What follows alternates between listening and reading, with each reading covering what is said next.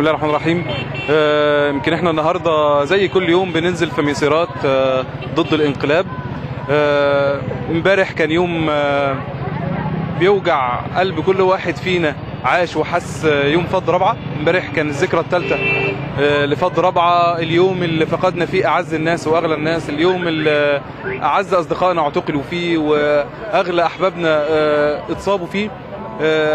بوجه رساله لكل الشعب المصري واقول له لو عايز تعيش بحريه وكرامه لازم تدفع الثمن.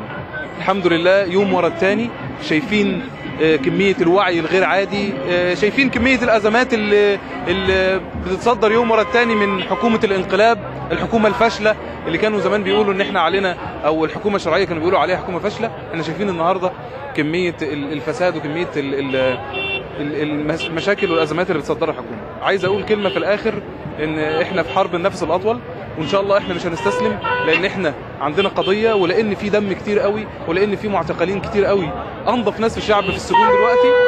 وعايز اقول في الاخر، يسقط حكم العسكر. ايوه بيسقط حكم العسكر.